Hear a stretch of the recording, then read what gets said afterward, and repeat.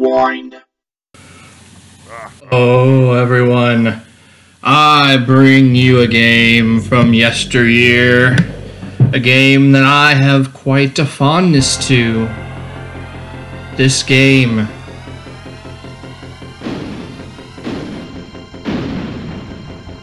called The Death and Return of Superman. And I, Josh Miller of Lost Hero Games, I'm gonna play through it.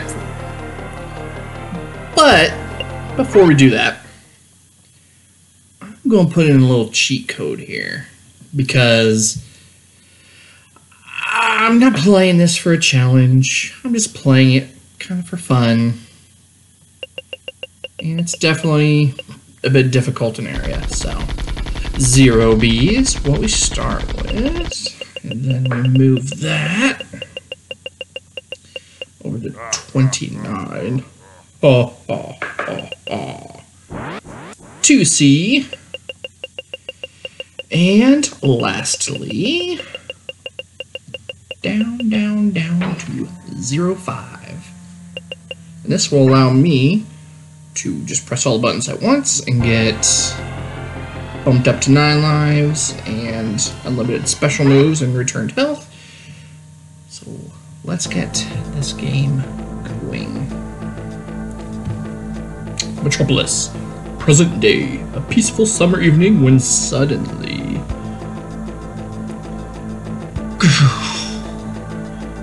a complete power failure!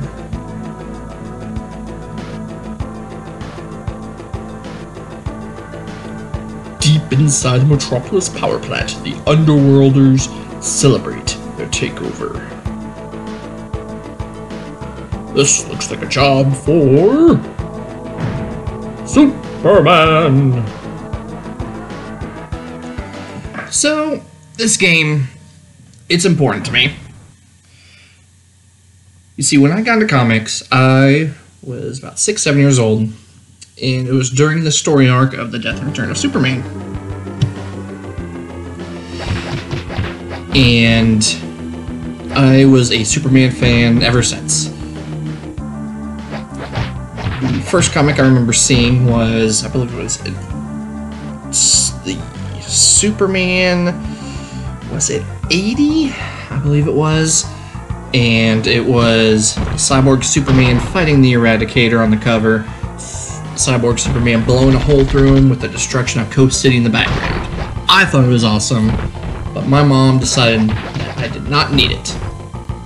The following week, saw the next issue, and it was Superboy versus Cyborg Superman on the cover in the ruins of Coast City. And regardless of what my mom said, my grandma at the time decided it was fine. So she bought it for me. And that became a long-running thing with my grandma and I, is that every week we'd go to the store. Back then, comics were sold at grocery stores. And she would buy me 1 comic each week. Sometimes 2 if I begged her enough. So from there on in, I was a big Superman fan. So let's beat these guys up here. So I kind of wanted to give a little comic understanding of how this game works in relation to the comics. So in the comics, the Underworlders are experiments from Cadmus. I don't want to call it a secret, but dang it. Okay, I'm not gonna bother doing that. So Cadmus likes to create like clones and all that, and the Underworlders are basically their some are escapes, some might be their trash essentially. Let's go in here. Elevator. But the Underworlders have always felt kind of threatened by the Overworlders. They're in Metropolis because they live in the sewers, so they will often like make attacks. They'll try to threaten the city, all that jazz. Well, at the beginning of the Doomsday arc, they decide to throw Metropolis into a giant power outage. And Superman decides to go and investigate, which is what this level in particular does. Tick, I remember being in it. The red Rambo goat, or Ram, I don't remember being in there. It's Rambo, would be a ram. I just thought it was a clever pun on a ram. You know, Sylvester Stallone Rambo, but I guess they actually didn't do that.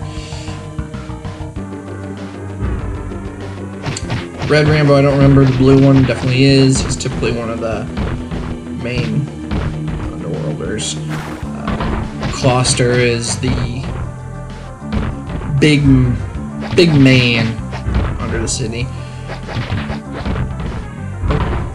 They would later basically all perish. A clone disease sickness type thing.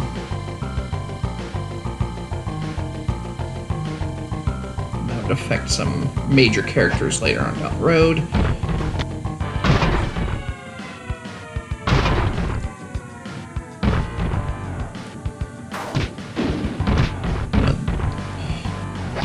This is probably one of my top comic book games in general. Damn. And as a huge Superman fan, it feels like it's the only one that's really been done correctly. Let's gotta dodge all this falling rubble here using those shadows. I mean, the flying, you know, is something you would expect from Superman, and it's... can do it. It doesn't really mean much since nobody can really come after you, but you can do it. But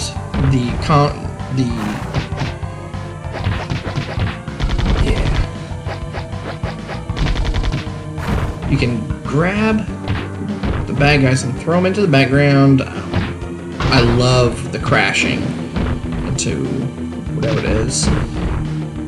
Vents or stuff in later levels, it's really great. But just the different grab moves in general, not just with this Superman character, but the ones further down the road. All of them are mostly different, but I really enjoy them. It kind of makes the combat more fun. But I find myself getting in trouble because I want to grab them more often than not, and sometimes that will lead me to getting smacked around pretty easily.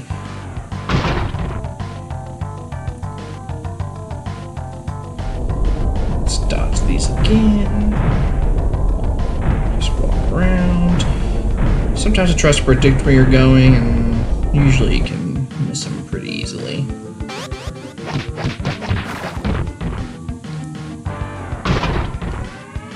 So, yeah, after Superman beats these guys, what ends up happening is Doomsday breaks free from his underground prison. But Superman already had plans to go on a talk show. And so that's where he's at when he learns the news of Doomsday. But he learns it because the Justice League team at that time, which is a bunch of less than powerful heroes. It's Closter here. Kind of reminds me of Doomsday with the bones and all that. But the JLA at the time featured the superpowers of Blue Beetle and Booster Gold, Fire and Ice, some more top tier heroes on that team at the time. Bloodwind, who would eventually turn into, we would later find, is Martian Manhunter, and Guy Gardner, level complete, would have a yellow ring, but would show to be mostly useless against Doomsday.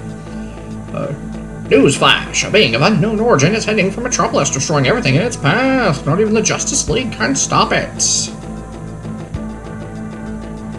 Doomsday is here! loved the torn suit. Only Superman can save us now. So the torn suit came from him being imprisoned underground. And he was wrapped up in cables, which I'll try to remember to explain later. Busted a big metal cage, then went on a tear, destroying forests, wrecking cars, destroying the JLA. And then, as Booster Gold gotten, knocked across the country, Superman ran across him, saves him since his suit was basically drained.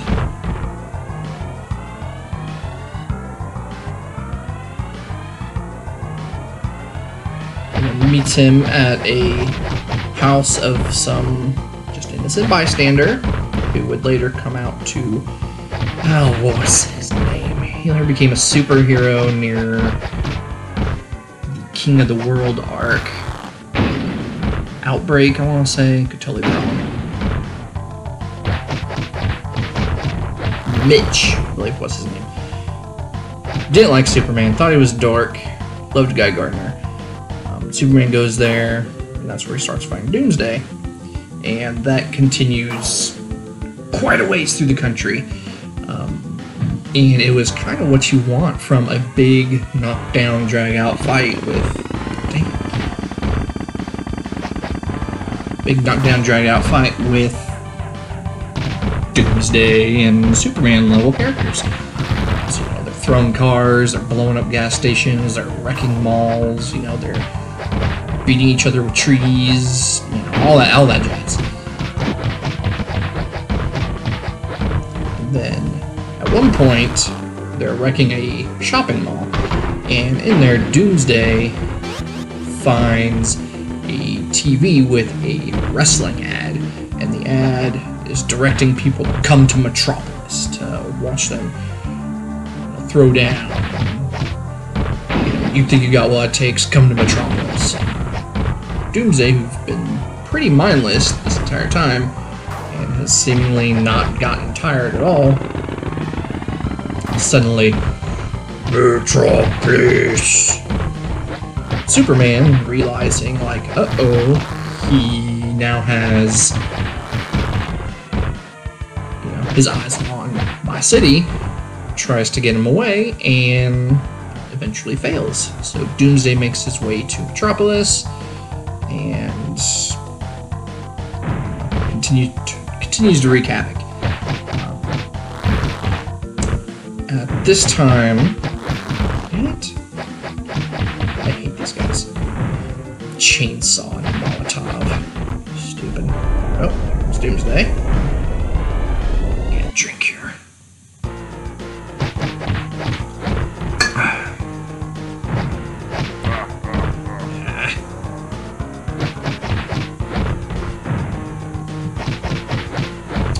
Punch.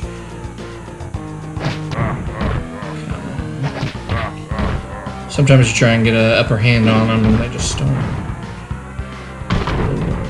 But at least you can still grab them. That's off to where we fight in the middle of the city, which is where we get our standstill at. So, at this time in the comics, the whole idea is that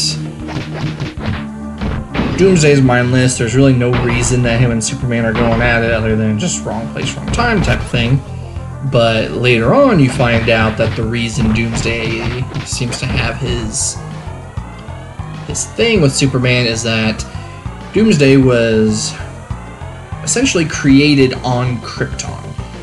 He was a baby who would repeatedly being thrown out into the harsh atmosphere of Krypton, where the monsters there would tear him apart. And the scientists there were working on evolution, and so after the monsters would tear, what was a baby at the time, tear him to shreds each and every time, they would go out, they would find any shred of tissue or blood that they could find of Doomsday, take it back to the lab, create a whole new body with it. And they would repeat this process year after year after year after year until the body started to shape into a completely different form and would become Doomsday, kill his creators and all that. He would then find his way off the planets, go to other planets,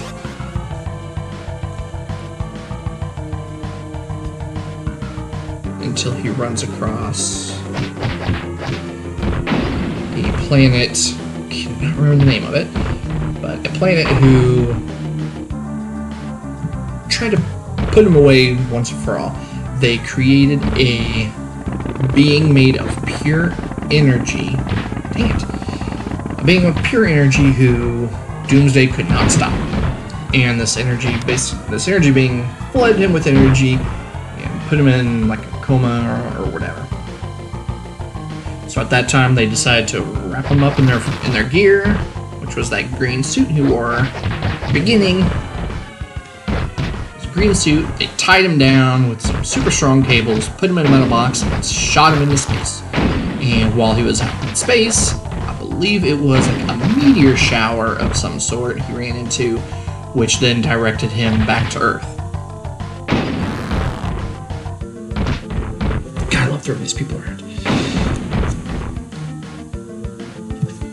So when his little prison was sent to Earth, boom, hits the ground, he gets buried underneath it, but it also kind of wakes him up, and after many punches and much time, he is finally able to break free, and that leads to the death and return of Superman.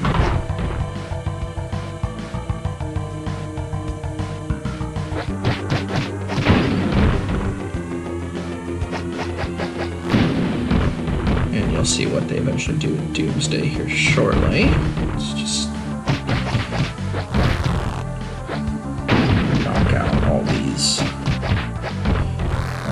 Molotovs and chainsaws here. I also love how they can interact with each other. So they throw bombs and they can hurt the other bad guys.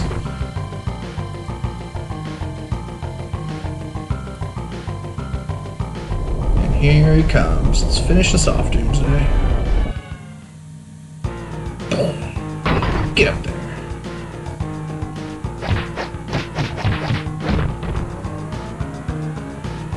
Bad thing is that sometimes he gets knocked mostly off screen, so you can't see what he's doing. So I like to try and bring him back towards the middle.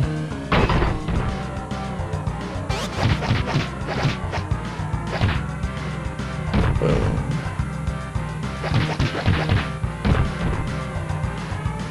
Yep, that don't work.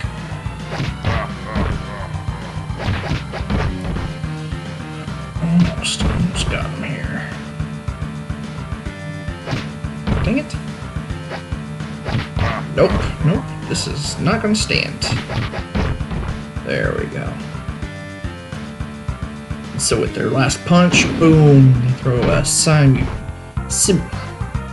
they throw a punch at the same time. How about that?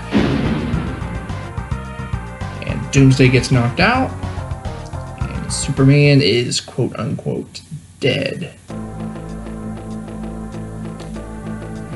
To save the city, Superman gave us all, and more.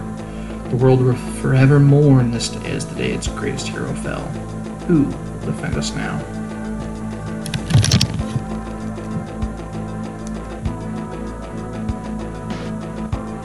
Who, I tell you, who?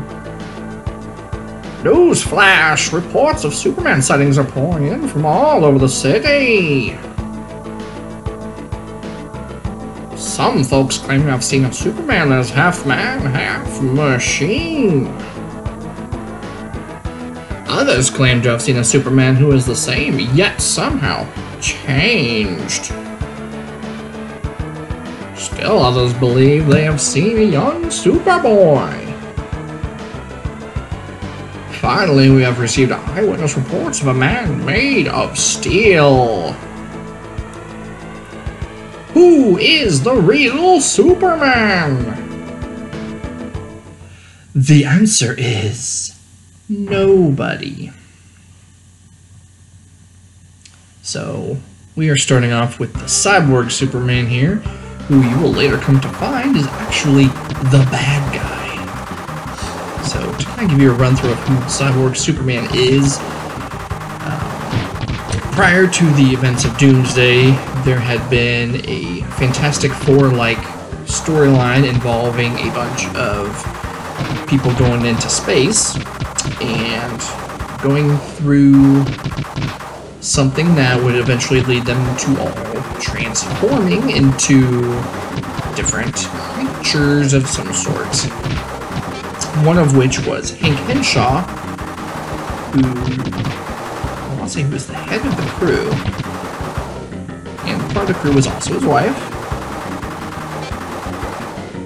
But Hank Henshaw would gain the ability to mess with machines, and he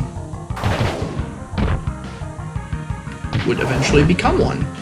And he would blame Superman for what happened to his crew and himself, the loss of his wife.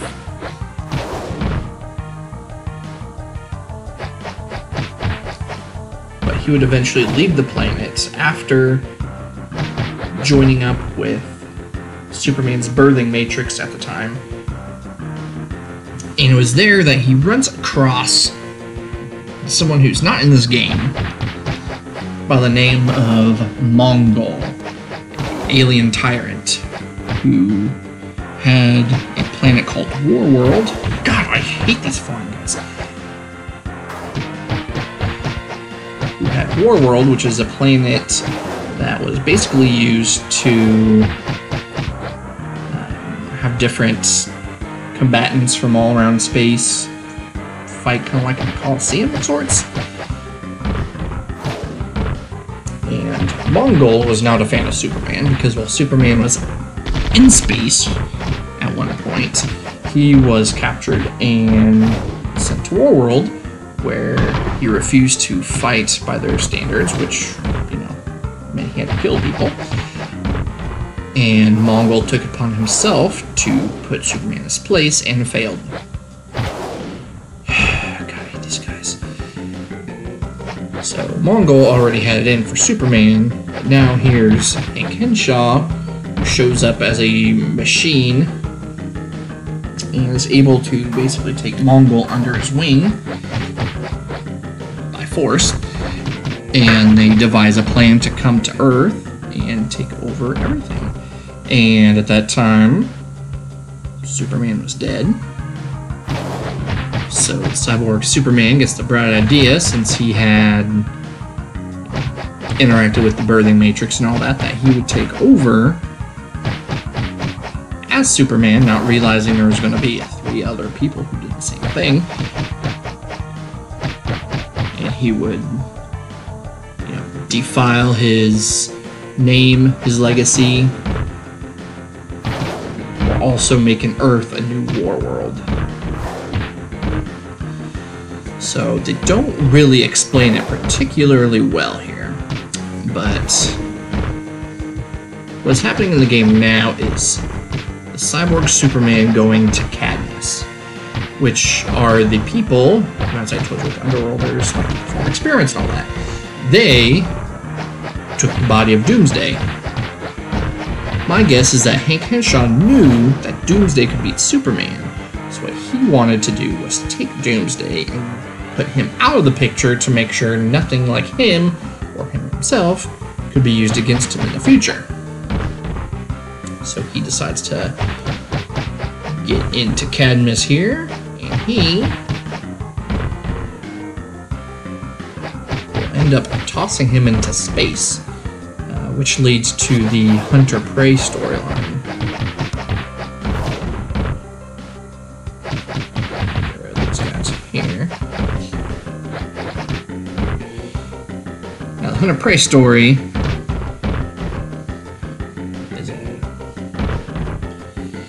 gives you the idea of where Doomsday came from, which is the origin of him on Krypton. But it also has a second showdown between him and Superman, who at the time was having nightmares of Doomsday. Concern, Doomsday killed him and he came back to life and all that. It actually makes sense for him to be afraid of this thing. But Doomsday gets picked up by a ship in space and kills the crew. And that ship is on its way to Apocalypse, where Doomsday goes to town on Darkseid, basically. Darkseid tries to stop him and can't. Omega beams, don't finish off Doomsday like they would most characters. So Doomsday just wrecks Darkseid.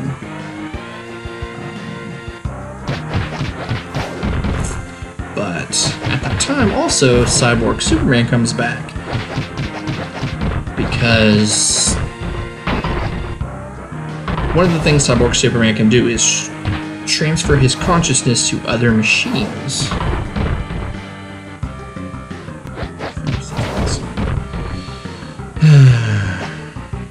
This is why I use the cheat code, because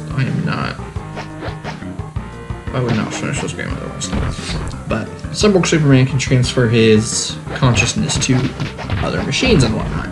So when he threw Doomsday into space, he also had a failsafe for himself in case he ever needed it. So during Hunter Prey, his consciousness wakes up. He takes control of some armor there on Apocalypse, which gives him a stronger body and all that. But he still has a lot of the Superman DNA in him, so he still has those powers and whatnot. And so Cyborg and Doomsday basically put Darkseid in his place. And Superman shows up. I'm trying to think, was Metron who did that? Or was it Wave Rider? I can't remember. But Superman shows up there. He helps Darkseid get a grasp on everything. Darkseid appears to defeat Cyborg Superman, but actually transfers his consciousness into a little mechanical ball that he can use at a later time.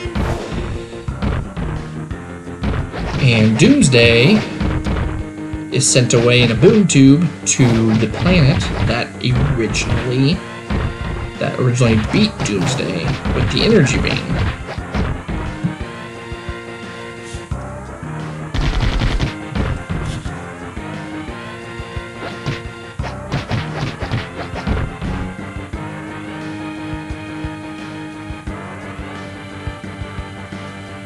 Should be getting close to the end here.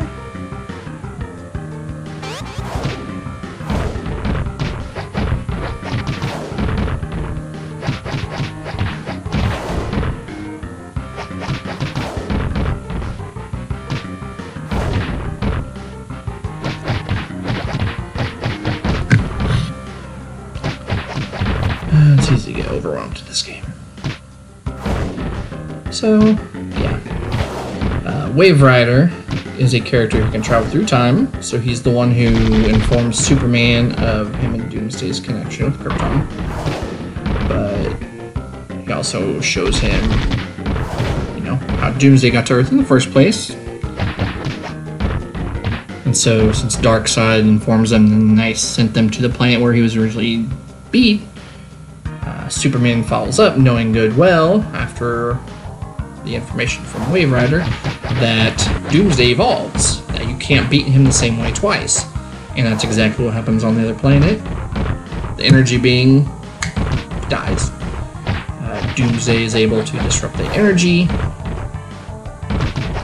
It just doesn't affect him the same way anymore. Perfect evolutionary being.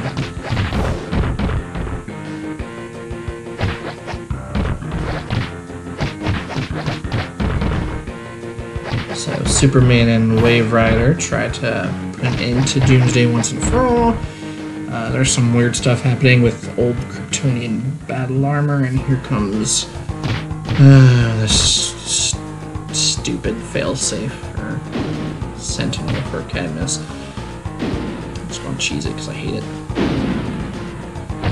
So, yeah, wave around Superman and try to help, using a mother box to get Superman some old Kryptonian battle gear, which looks goofy. You can Google that. Also gives him a sword. Superman with a sword that he can plug into his belt. Okay? There's Doomsday here. And that's where you see some of the regenerative abilities of Doomsday and all that. And after a good hard fight, they do beat him. Here we go. Fearing that Doomsday might somehow reawaken, the cyborg hurls his body into deep space.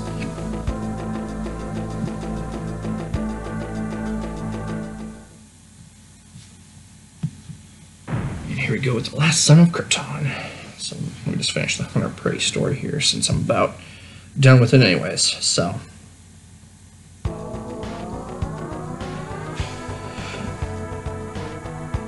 yeah, they wreck up a good portion of the planet trying to beat Doomsday, and they get a good idea that you can't really kill the guy, so you just got to put him someplace. So I can't remember if it was Wave Rider or Mother Box who got the good idea, but they decide to take Doomsday into the time stream and throw him at the end of time. Which is where all of time basically collapses in on itself, and entropy takes hold. And the idea is that Doomsday can't escape that. Unfortunately, they do find a way to write him back into the storyline. Much later down the road, I really won't go into it. Let's just say it involves Brainiac traveling through time, finding Doomsday, capturing him, using his body as a conduit to do his bidding, take control over him.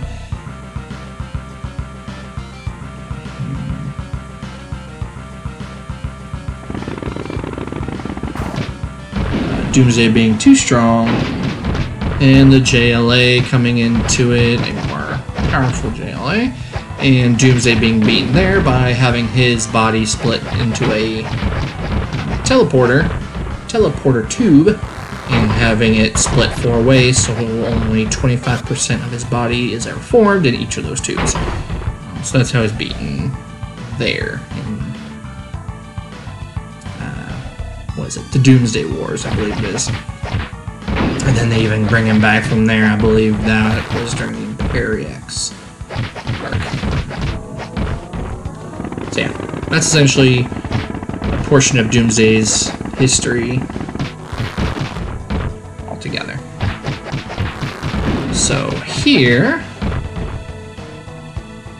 is the last son of Krypton, the Eradicator, who is an energy being who is the reason Superman was able to come back to life.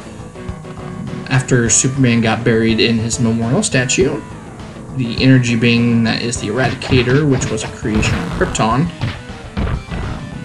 came and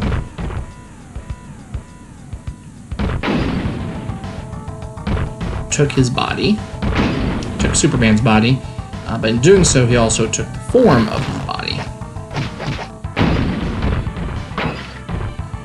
So he was able to take the form, which is why he looks similar to him, but he still has energy powers, such as the blasts. He's also a bit more ruthless, because he doesn't have the same moral code as the original Superman. But because he's an energy being, he's not really used to the physical body.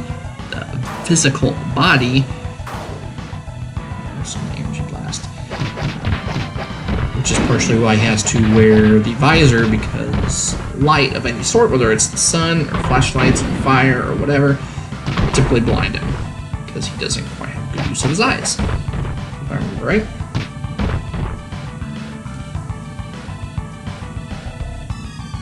And so the Eradicator took the corpse of Superman up to the Fortress of Solitude and left him there in the some sort of like resuscitation egg or something, and places Superman's body in a...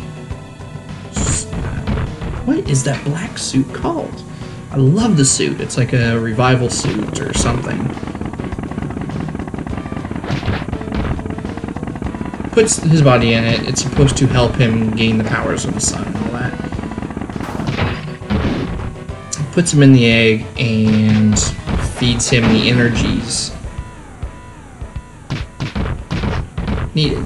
But the Eradicator also gets his energy from that body. So as long as his body is in the egg, he can gather more energy to stay strong. Later on you find out that Superman didn't exactly die, and they don't do a great job of explaining it, but the general consensus is that since he is a solar battery, that he just had some in his reserves, and so when Doomsday landed that last punch, he didn't necessarily die as much as he went into more of a stasis,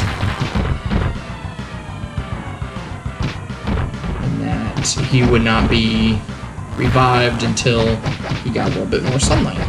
So the egg was able to provide some of that energy needed for him to get jump-started again.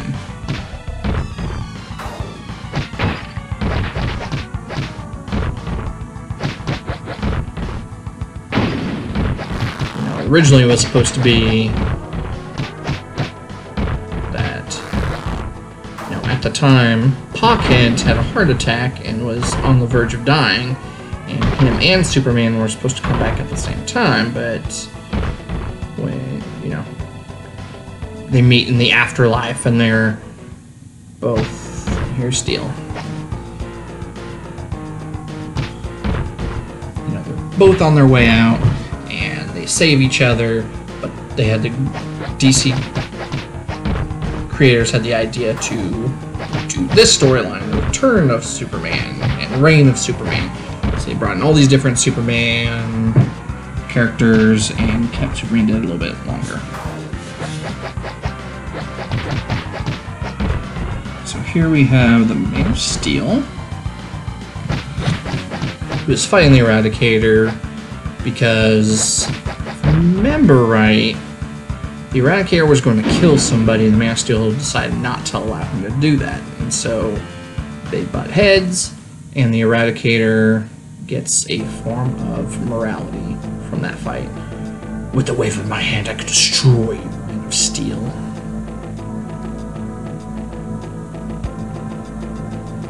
It takes more than power to be Superman. It takes humanity and compassion. Perhaps you are right. And I pressed that button too fast. Meanwhile, an enormous spacecraft appears over Coast City. And this, my friends, is where Mongol would have come in and destroys it completely. I must go investigate the destruction of Coast City. Ambush at Coast City. So this is where that first comic I told you guys about would come in, with Cyborg Superman fighting the Eradicator. This is where that turn of Cyborg Superman being evil comes into play. But I haven't really talked about Steel yet. So Steel is a character who used to be construction worker in Metropolis. Awesome black character. Still one of my favorites. And while he was doing his job, one of his buddies fell off one of the skyscrapers they were working on, and Steel grabbed a cable, let down, saved him, put it back on, but before he could get back on himself, the cable came undone, and he started falling to his death, only to be rescued by Superman.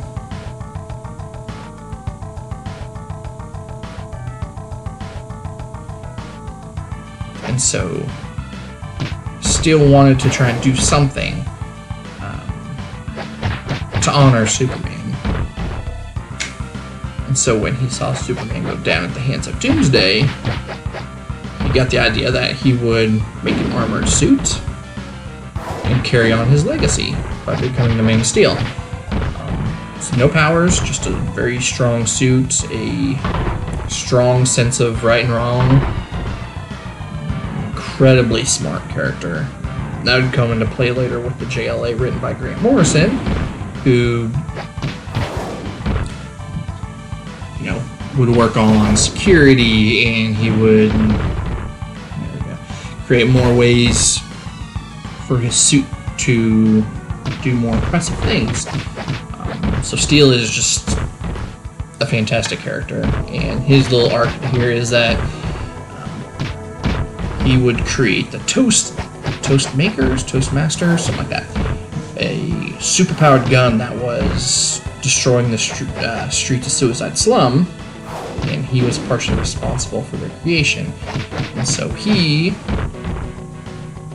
was going to figure out who was distributing them, how they were coming to be, and he was going to take care of all of it. And then Coast City, Cyborg Superman, all of that, and Steel would eventually become the hero of Washington, D.C. So that's Steel quickly summarized.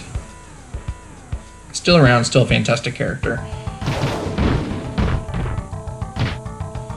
Let's take care of all these warbots and whatnot.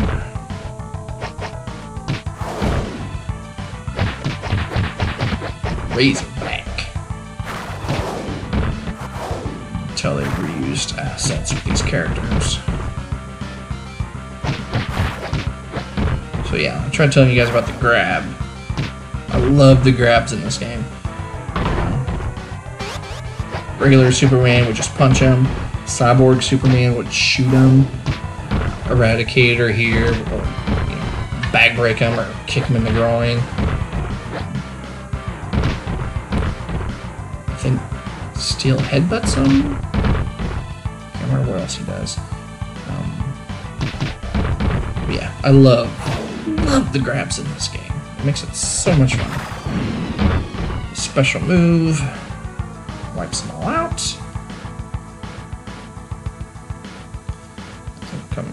Oh no, more bombs come down. So these little ball things are the bombs that came down and destroyed Coast City. Typically Coast City is guarded by Green Lantern, but Green Lantern was out of town at the worst possible moment. Cyborg Superman. Yep. This is how it kind of went in the comics.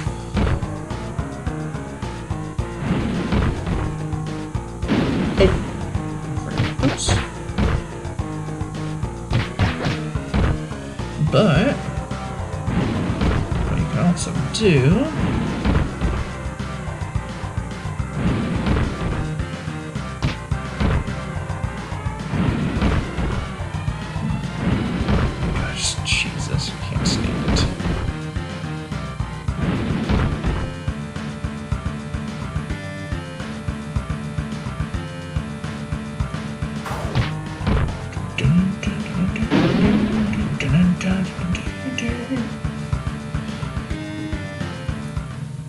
not supposed to be the blast going through him. With the Eradicator out of my way, my goal just one step closer. Now to deal with the Superboy. The Metropolis Kid.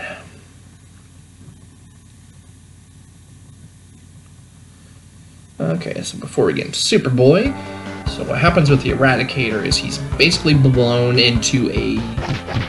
back into being an energy being. So he flies off back to the Fortress of Solitude so he can regain his power, get his form back, and go back to fight Cyborg Superman. Except when he gets there, the real Superman has already busted out and has taken a Kryptonian battle suit back to Metropolis, which is like a giant mech, essentially. And he just uses that to traverse the frozen Arctic and the ocean floors. So that's how he ends up back in Metropolis. So Superboy here is a clone of Superman,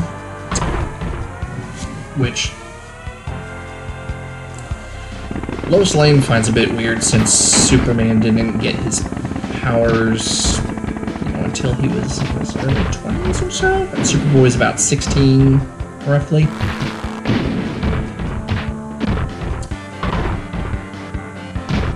One of Superboy's powers is tactile telekinesis, which is a really cool power.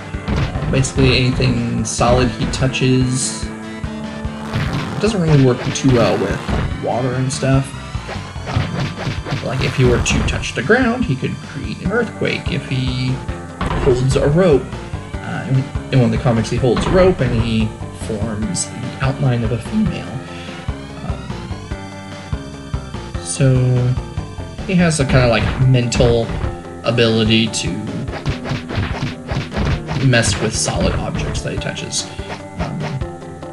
He doesn't get heat vision until much later, and part of that is because he finds out that he is also, originally he was also a clone of, what was his first name? I can't remember his first name. Westfield, who was in charge of Cadmus. He was also a clone of him, along with Superman. Only that for that to be retconned later on into a Superman Lex Luthor clone. But in the comics around this time, Superboy, you know, has a publicist, Rex Leach, who, you know, is just trying to use Superboy for money. And Superboy's kind of too stupid to care.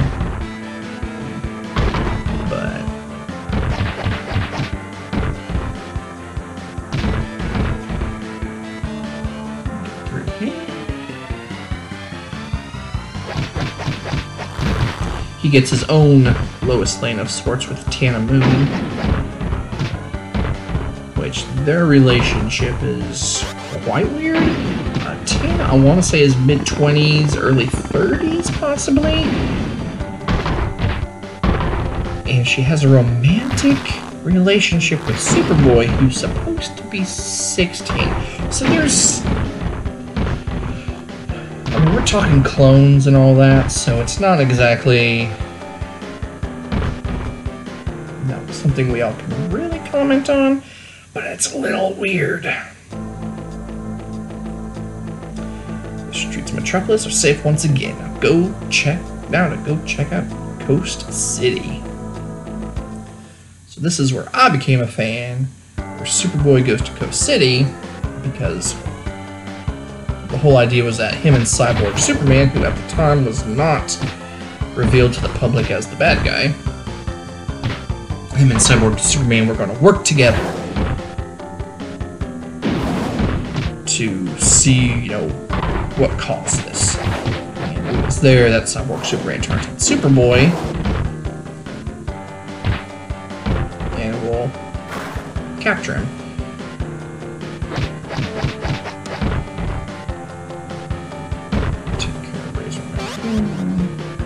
Moving. Stepped on the mine.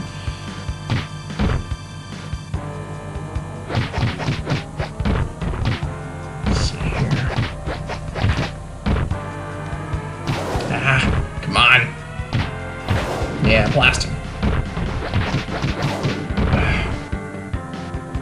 Easy to get overwhelmed. Take that.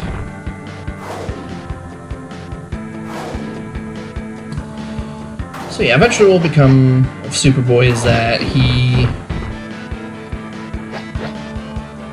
know, after Superman returns, he will become the hero of Hawaii, which I think is a really cool location. Honolulu, you know, working the culture there. It was really cool run, and that was a good part of it was Carl Kessel, I think it's pronounced, and Tom Grummett. Those two together, I loved. Both on Superman, on Superboy. That was my jam back in the day. Those two creators, especially when they would later touch on like Jack Kirby type of stuff, like Superboy becoming the last boy on Earth. following the wildlands, all that jazz. Here, I think I'm coming to an end here shortly.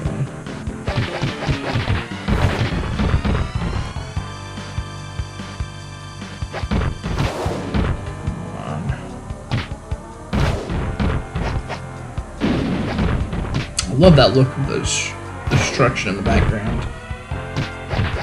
Especially that kind of fiery cloud look up there. I like that. It's cool. So all these bones on the ground. Yeah, okay, so let's talk about Coast City for a little bit. So Coast City was a city that Hal Jordan, the Green Lantern, at the time was his home. And I think it was out in space at the time.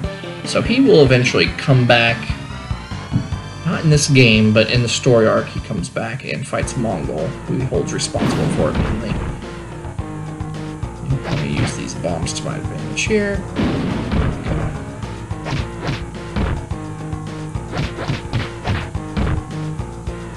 But the destruction of Coast City and him not being there eventually is what drives Hal Jordan crazy to go and destroy Oa, because they did not want to help him rebuild it, which he thought was ridiculous considering everything at their disposal. So he goes crazy, becomes Parallax, big villain later on in the DC universe. That's later kind of rewritten again. The same guy who rewrote the Superboy clone of Lex Luthor, Jeff Johns, that... Where am I? What's going on?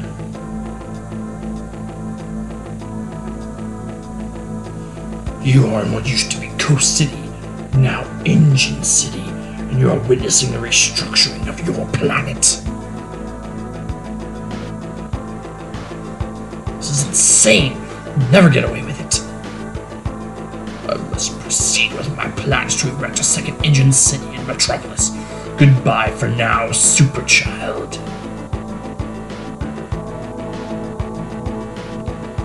Meanwhile, among the polar ice caps far to the north, in the Fortress of Solitude, a being flutters weakly back to life. It's supposed to be Superman.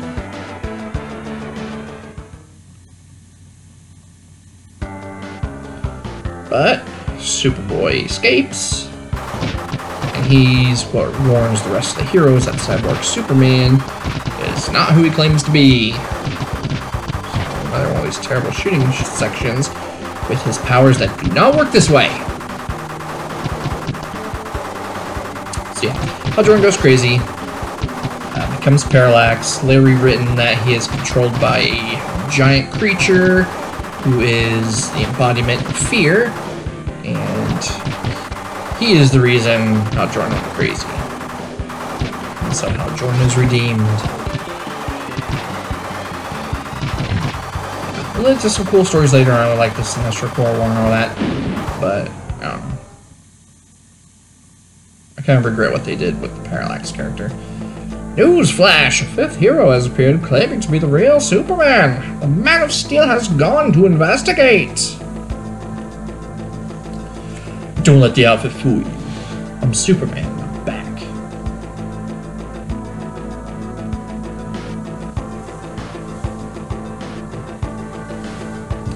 How do I know you're for real? As if 4 hasn't been enough to confuse everybody. Hey, we've got more important things to worry about. Cyborg plans to use Engine City to take over the entire planet. Not if I can help it. What are we waiting for? Let's go. And so they all go to Engine City, the remains of Coast City, and take it to the Cyborg Superman.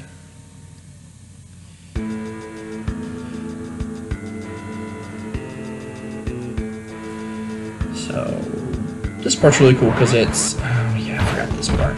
Okay, so this level... if I remember right, you get in endless stream of bad guys unless you destroy those little paths that they just teleported in on. So you have to kind of find a way to destroy them by throwing the bad guys into them. Can't do it right. Come on.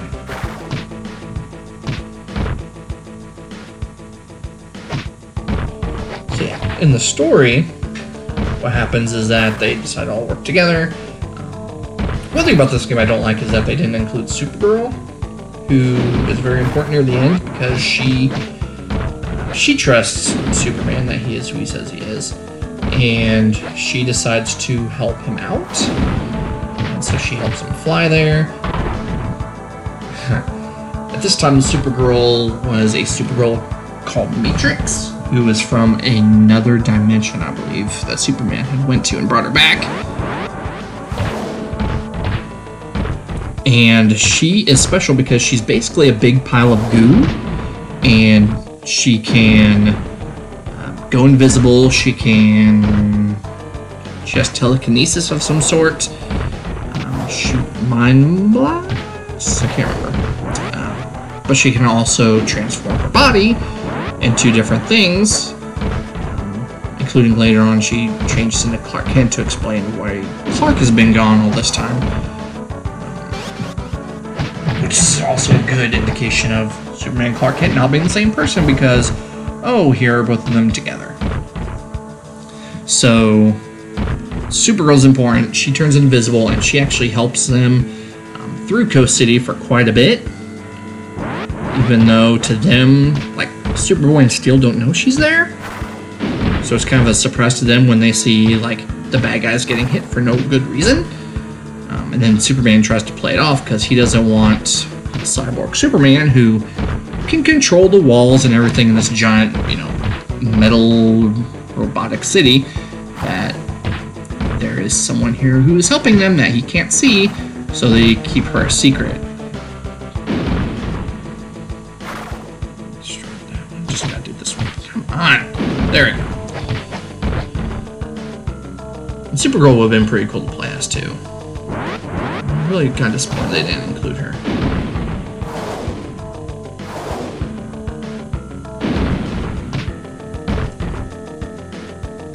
Love just throwing him head first in the ground. Feel my hammer!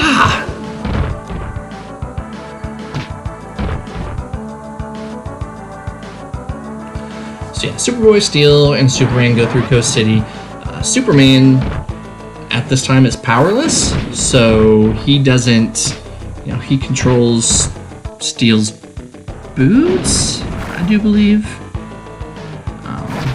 But being out in the sun, his powers do eventually start coming back, so he gets like a small dose of invulnerability, and he can jump a little higher and farther and stuff, but all that takes time.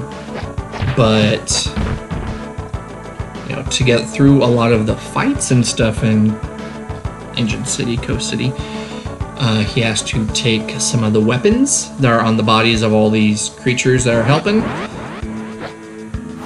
So what he ends up doing is going all Arnold Schwarzenegger on it, and just carrying guns, his bandoliers all over his chest, and really weird take on Superman. I don't particularly like it. I guess you gotta do what you gotta do. It's no worse than a sword plugged into your belt, but yeah, so that's how Superman gets through this, is that he's surprisingly good with guns for someone who doesn't use them. Then you'll see what happens to Superboy here shortly, because he disappears from the gang for a little bit to save Metropolis.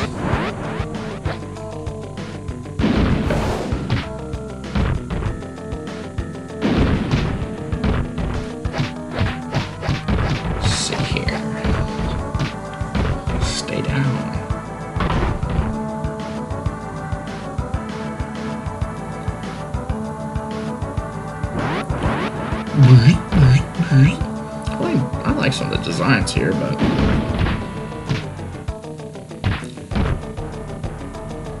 like I said, I get into trouble when it comes to wanting to perform all these grabs. I could be hitting them here, but instead I'm like, no, I'll just kind of walk around you until I grab you. Because it's not a button press, it's just when you get close to them. Headbutt.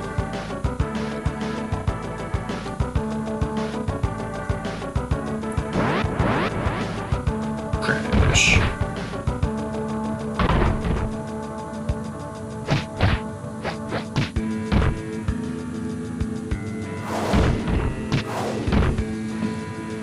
Come on here. Bam, bam, bam. Crash.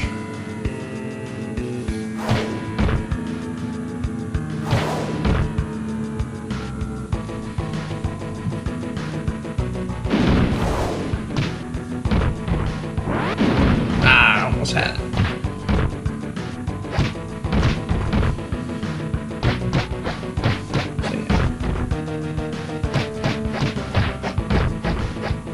So as much as it kind of sucks that they reuse some of the, you know, cannon fodder assets, some of them are kind of cool looking. It's just there's not a whole lot in the first place. I don't know why you couldn't have added a few more.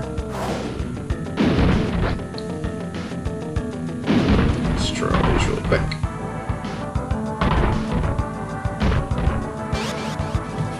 Crash. Headbutt, headbutt, headbutt. Yeah. There we go. Level complete.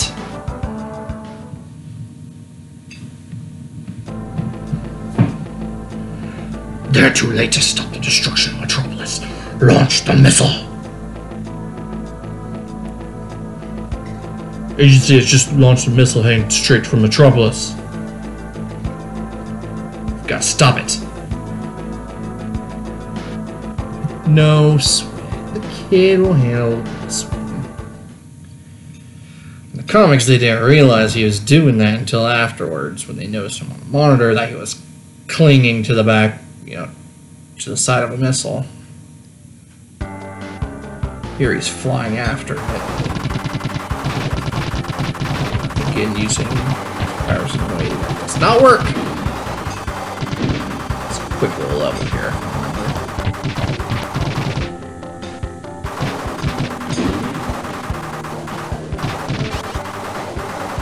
There we go.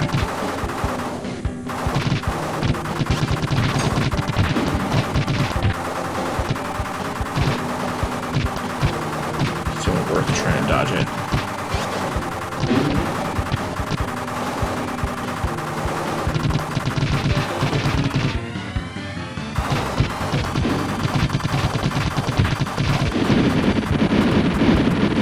That's it. That's the end of that level. Really quick. Really fast. Only hope of destroying Engine City is to get to the engine's core. But the city is powered by kryptonite. If you're the real Superman, you won't survive. I'll go alone. Good luck. There's no guns. There's the bandoliers. Yeah. Just no. Engine's core.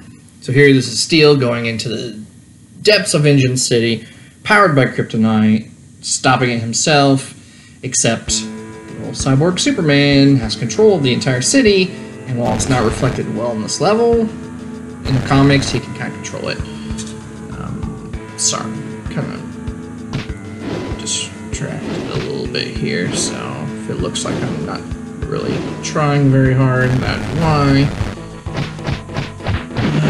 Get through here. This one. This takes too long, but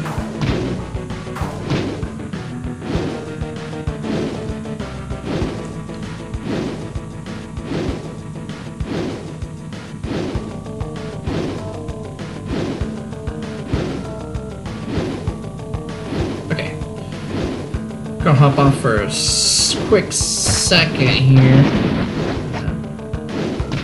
Son wants some chocolate milk, so I'm gonna give him some chocolate milk. Just find a easy way to stop here. So if I edit's weird, that's why. Okay, tried editing it. Hope it didn't seem too awkward. So yeah, that's that. Let's continue on here. Even not being distracted, I'm terrible at this level. Bam, bam, bam, bam, bam. Let's go through here.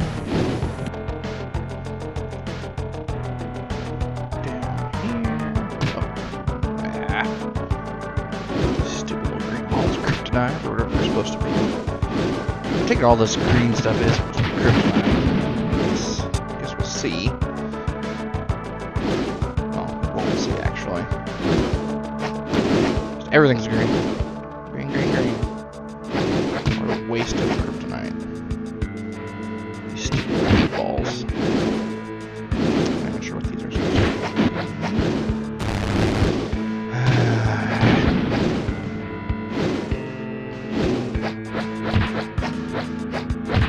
Hit him.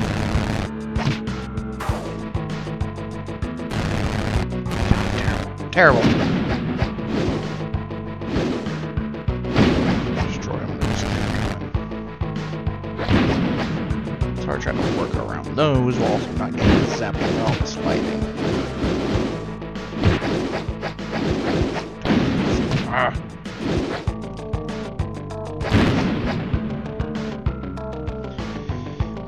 Touch.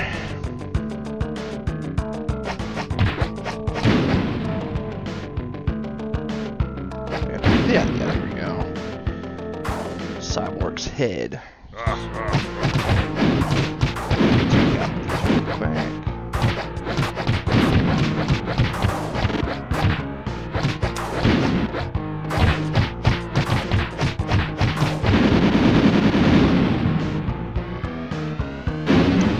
Level complete. Have more trouble with the 8 balls than I do with that. Meanwhile, far to the north in the Fortress of Solitude, a regenerated Eradicator streaks towards Engine City.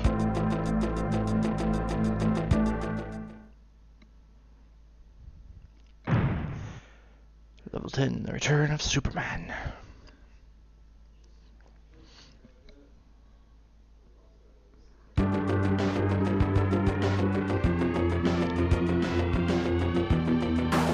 Superman gets his powers back. Cyborg blasts him. Well, in the comics, he blasts him with like a big, giant stream of kryptonite gas or liquid or whatever it was supposed to be. And basically, Eradicator jumps in front of him and saves him. But his essence kind of it's transferred into Superman and gives him all his power back. He doesn't die though. You basically take the corpse of him and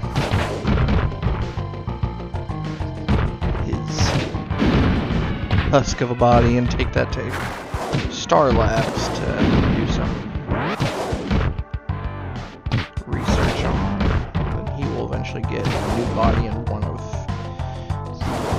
the scientists there. Can't remember what his name was.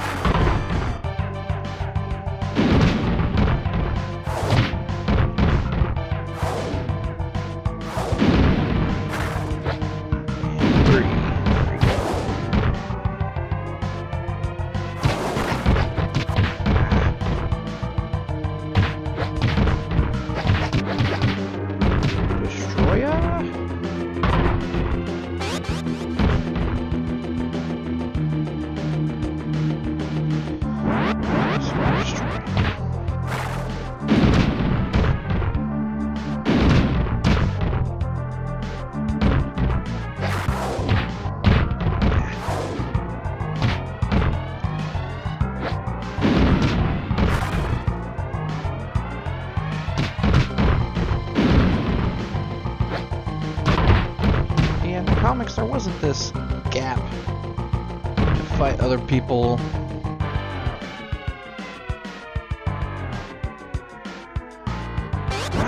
Against the side.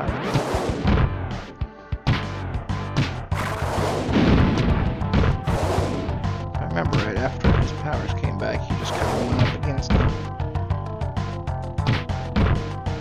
Which is good, because if in the comics he was as useless as I am now, he probably would not have gone to the cyborgs. Let's take out these two troopers.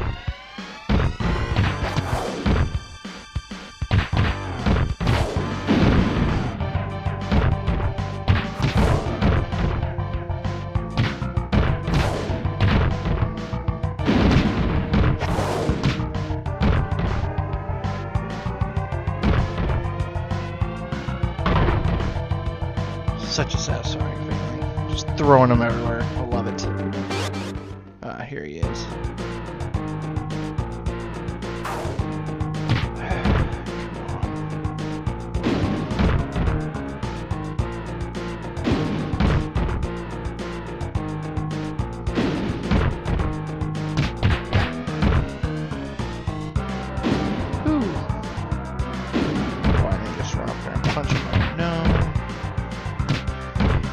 Oh, give me a chance, come on.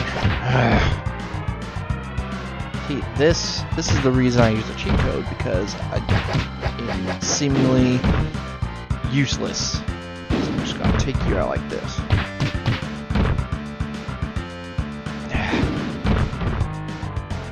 I'm trying. But just screw it.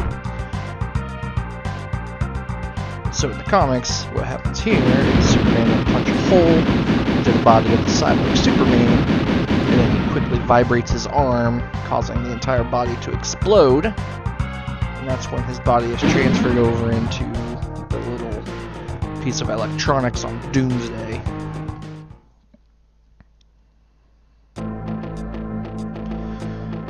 You're the real thing, all right.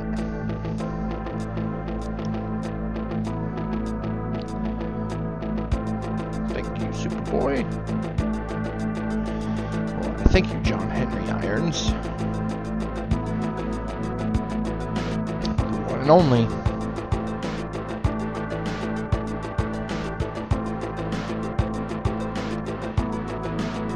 Nothing else. Amazing.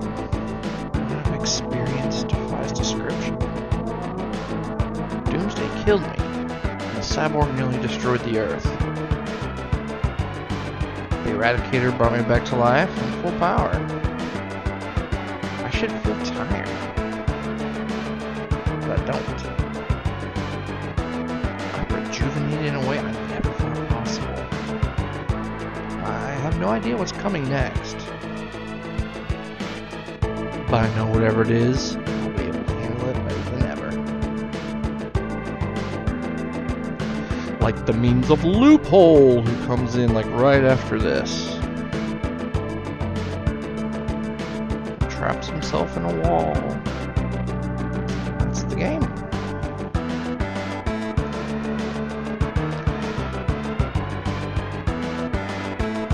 That is the game by Blizzard Entertainment. We don't really make games like this anymore.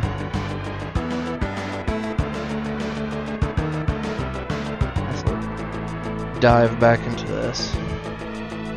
Enjoy it. If you haven't tried it, you should definitely play it. Even if you're not a big Superman fan, it's fun just kind of tossing everyone around and breaking bags and flipping them over you. Just the throw and grab mechanic in this game is so much fun.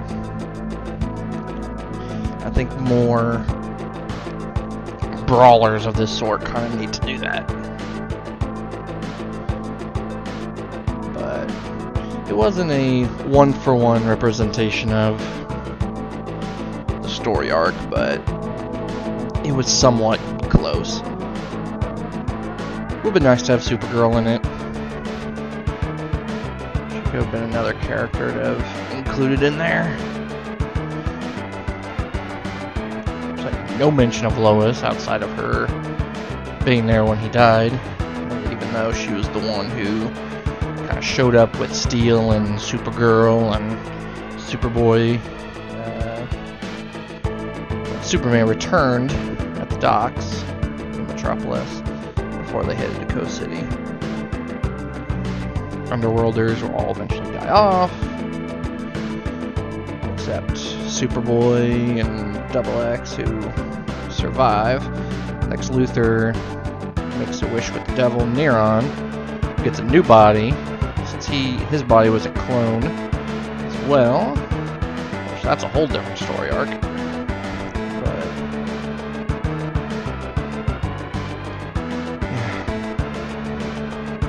I'm sure nothing else happens at the end here. I don't know if I've ever actually watched the credits all the way to the end, but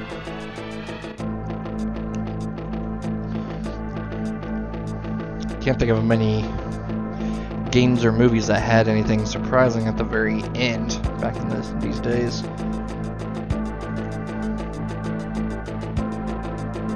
Masters of the Universe. That's the one that only comes to mind.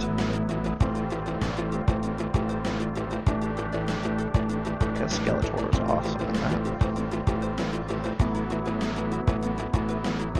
They normally have a customer service. Thanks in this.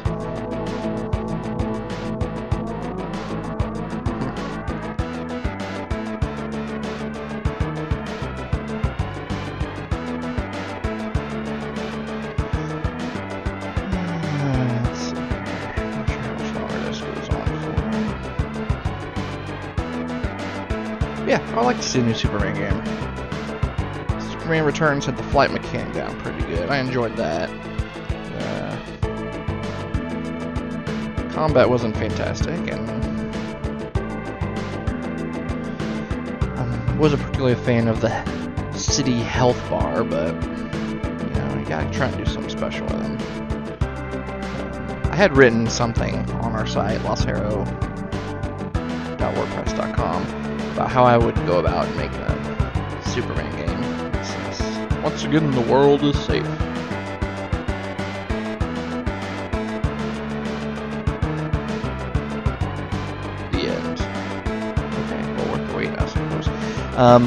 So yeah, check out our site, losshero.wordpress.com.